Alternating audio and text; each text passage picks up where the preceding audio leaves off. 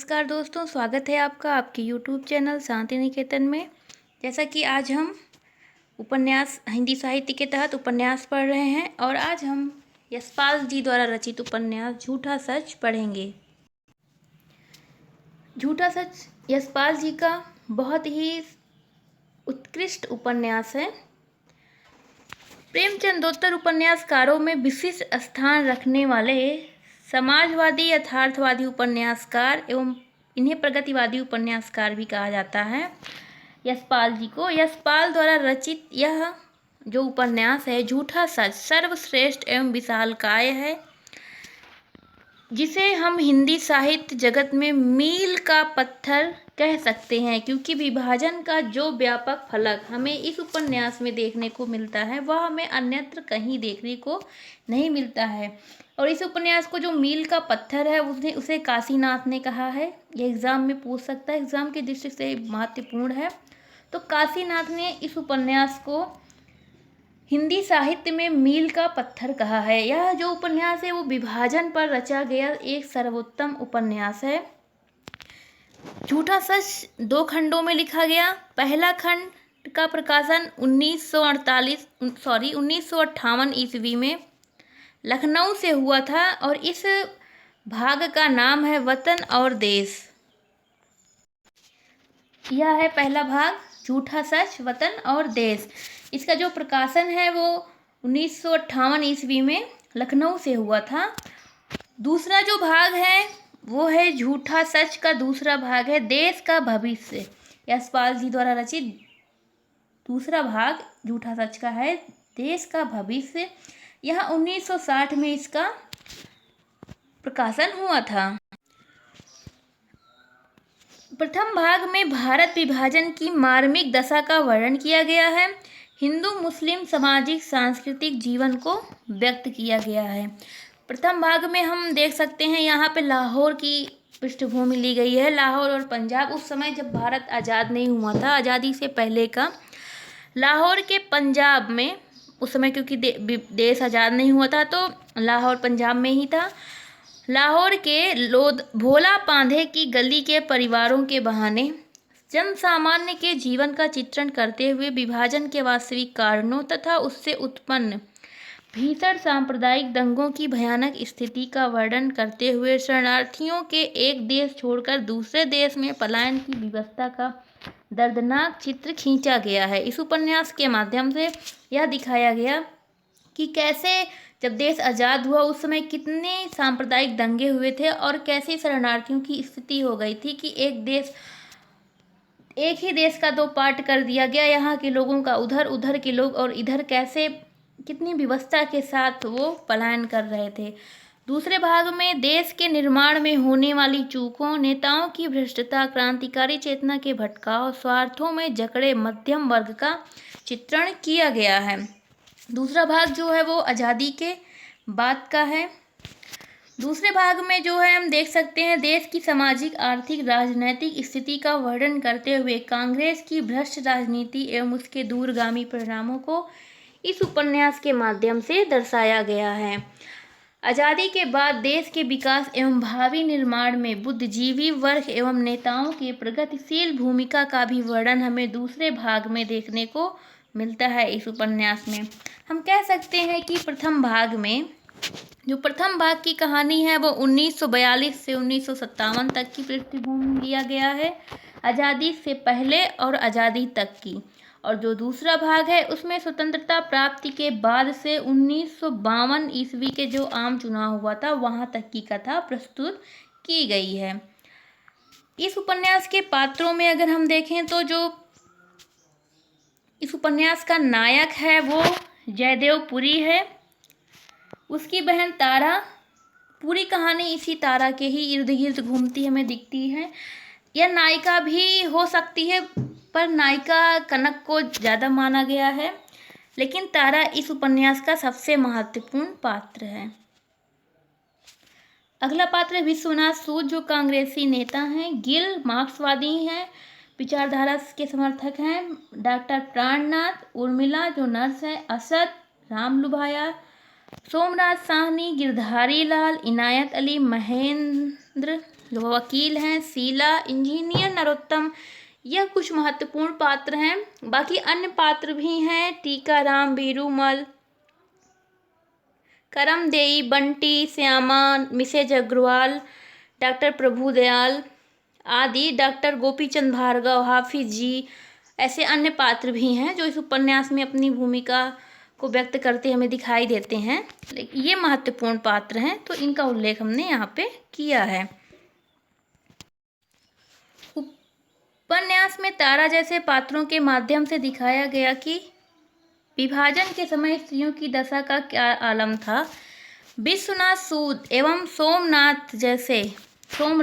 विश्वनाथ सूद और सोमराज जैसे पात्रों की भी चर्चा है जो राजनीति और पत्रकारिता को शुद्ध व्यवसाय बनाकर भ्रष्टाचार एवं बेईमानी से समाज को लूटने में लगे हैं। ऐसे लोगों को हम वर्तमान समय की राजनीति में भी देख सकते हैं। ये वर्तमान समय की राजनीति में आसानी से देखने को मिल जाते हैं। तारा, डॉक्टर प्राणनाथ, कनक, इंजीनियर नरोत्तम जैसे पात्र भी हैं जो देश की आज़ादी का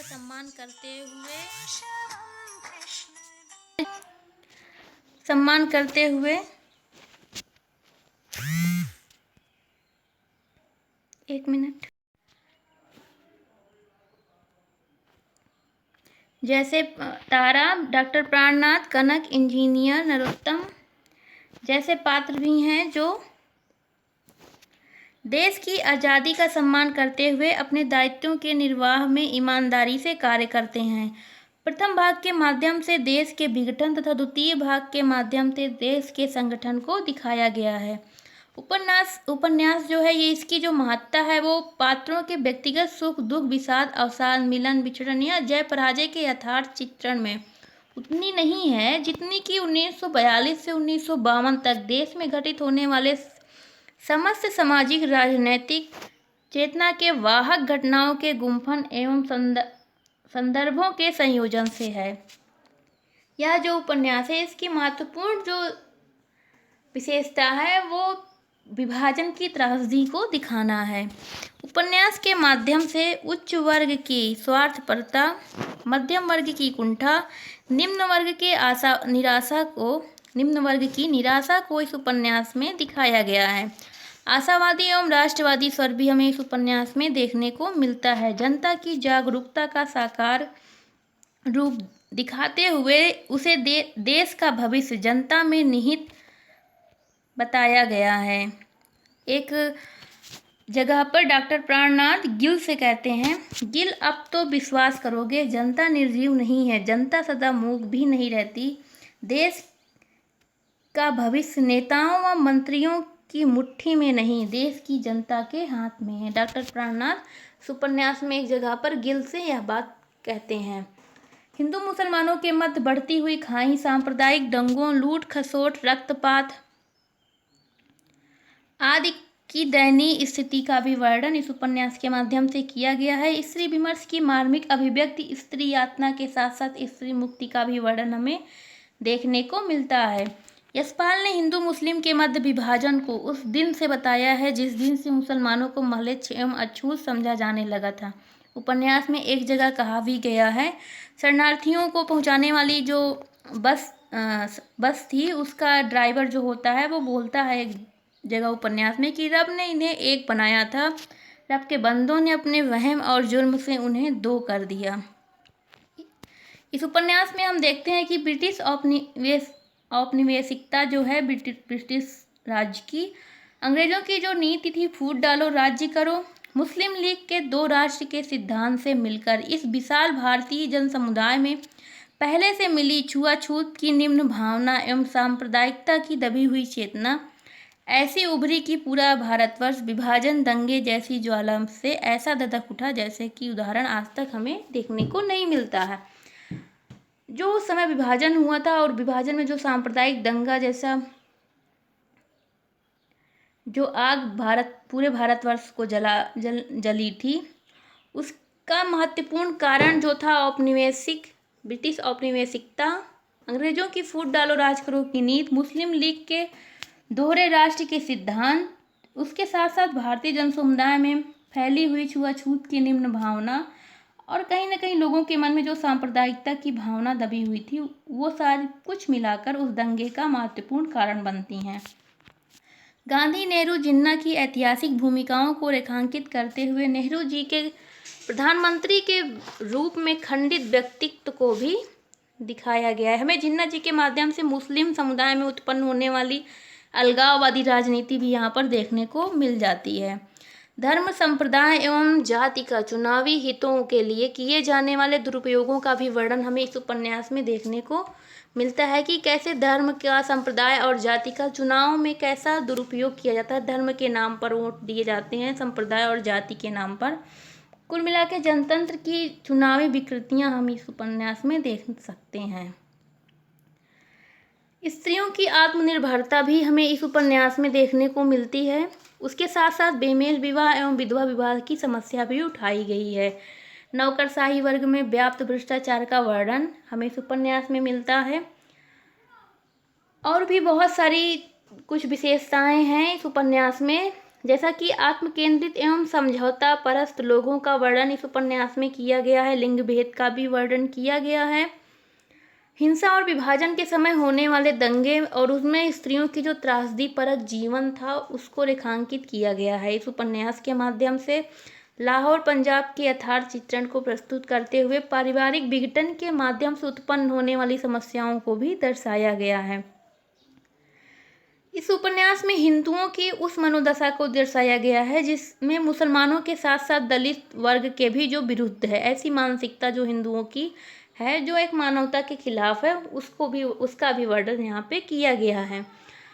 उपन्यास में जो है वो जीविका के लिए अपने साथियों के साथ किया जाने वाला धोखा भी इस उपन्यास के माध्यम से हमें देखने को मिलता है। साथ ही साथ इस उपन्यास में हमें युवा पीढ़ी का जो वर्णन किया गया है, ऐसे युवा पीढ़ी जो अवसर पाते ही सत्ता की संस्कृति में रंग जाते हैं।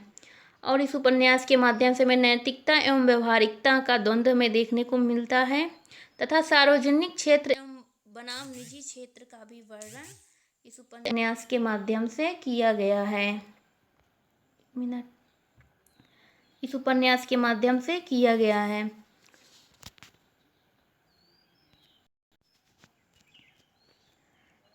रामविलास शर्मा जो कि यशपाल जी के विरोधी थे, घोर विरोधी थे, उन्होंने झूठा सच को यशपाल का सर्वश्रेष्ठ उपन्यास माना है।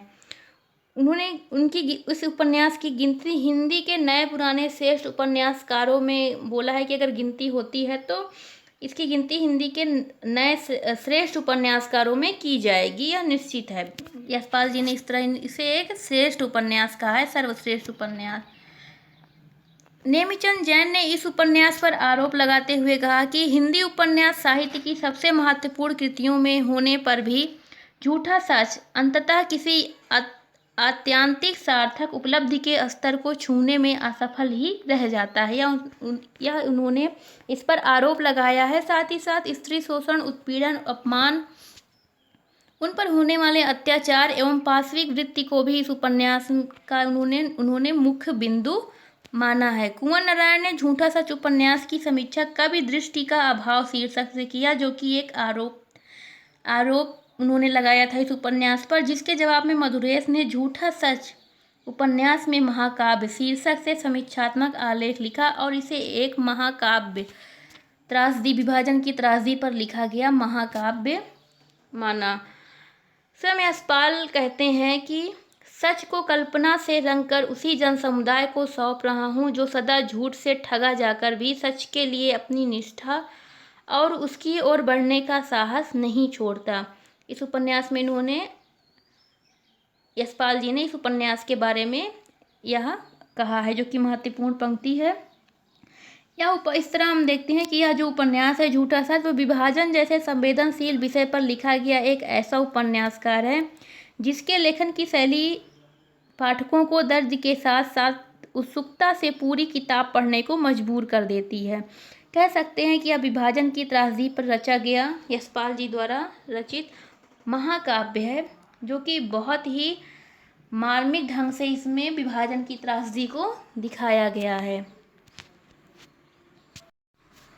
इस तरह यह उपन्यास समाप्त हुआ। अगर कुछ नया इस उपन्यास के संदर्भ में मिलता है तो आप लोग हमें भी बताइएगा, और अगर ये हमारा वीडियो पसंद आया हो तो लाइक, कमेंट और सब्सक्राइब ज़रूर कर दिएगा। इसी के साथ साथ मिलेंगे अगले वीडियो में अगले उपन्यास के साथ। नमस्कार।